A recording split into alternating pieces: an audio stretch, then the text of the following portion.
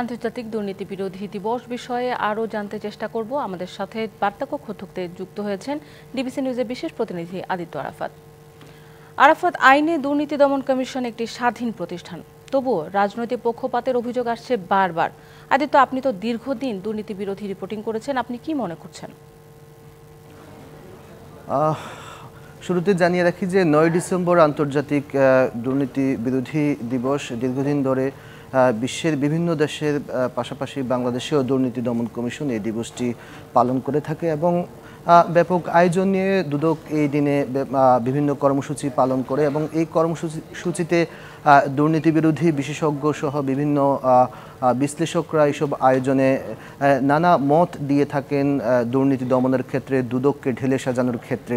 তবে এবার যে আন্তর্জাতিক দুর্নীতি বিরোধী দিবসের আলোচনাটি সম্পূর্ণ আলাদা এবং এবারের দিবসটি বিশেষ করে এই জুলাই আগস্ট গণ অভ্যুত্থানের পর এবার দুদকের যে আন্তর্জাতিক যে দুর্নীতি বিরোধী দিবস এবং সেই দিবসটি একটু নতুন মাত্রা পেয়েছে এবং সেই কারণে আজকে যে আলোচনা হয়েছে সেখানে দুর্নীতি দমন কমিশনকে বিশেষ করে ঢেলে সাজানোর কথা এসেছে। বিশেষ করে দুদকের প্রতি বেশ কিছু অভিযোগ তুলেছেন আইন উপদেষ্টা এবং দুদক সংস্কার কমিশনের প্রধান টিএবির নির্বাহী পরিচালক ডক্টর ইফতিখারুজ্জামান, এবং তারা বলেছেন যে দুর্নীতি দমন কমিশন গত 15 বছরের বিশেষ করে উদাহরণ টানা হয়েছে। তারা বলেছেন যে গত 15 বছরে আওয়ামী লীগ সরকারের সময়ে দুদক আওয়ামী লীগ সরকারের দাসে পরিণত হয়েছে এমন মন্তব্য এসেছে এবং কি বলা হয়েছে যে দুদক আজ্ঞাবহ একটি প্রতিষ্ঠান।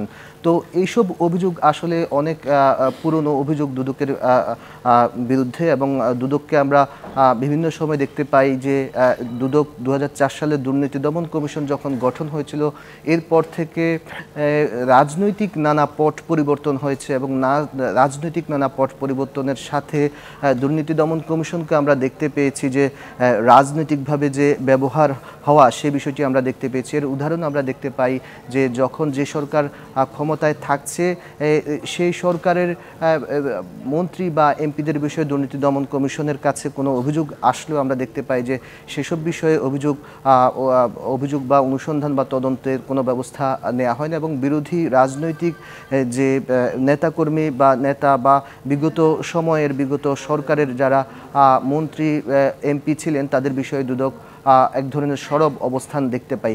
তো এইসব জায়গা থেকে দুর্নীতি দমন কমিশন কিভাবে রাজনৈতিক প্রভাবমুক্তভাবে আসলে কাজ করতে পারে সে বিষয়ে আমার আরেকটি বিষয় জানার ছিল, সেটা হচ্ছে যে আমরা জানি যে দুদক সংস্কার কমিশন আসলে গঠন হয়েছে, তো এই কমিশন সরকারকে যে প্রতিবেদন দেবে তাতে কি দুদক রাজনৈতিক প্রভাবমুক্ত কিংবা স্বাধীনভাবে কাজ করতে পারবে?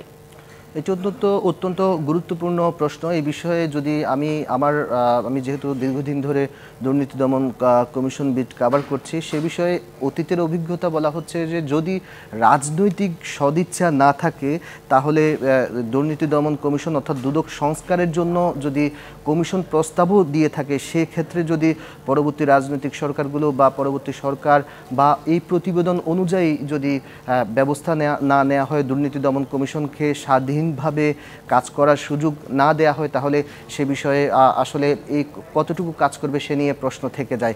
আরেকটি বিষয় আপনাকে বলে রাখি যে আইন অনুযায়ী এখনও দুর্নীতি দমন কমিশন একটি স্বাধীন প্রতিষ্ঠান, কিন্তু সে অনুযায়ী আসলে দুদক স্বাধীনভাবে কাজ করতে পারছে না। দুদকের কর্মকর্তারা বলছেন যে এটি আসলে তাদের উপর দায়িত্ব না, কারণ হচ্ছে যে এককভাবে তাদের উপর দায় চাপালে হবে না, কারণ দুদকের চেয়ারম্যান এবং কমিশনার নিয়োগ দেওয়া হয় রাজনৈতিকভাবে।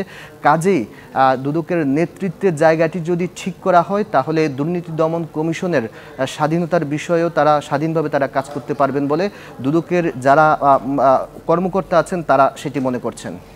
আদিত্য, আপনাকে ধন্যবাদ।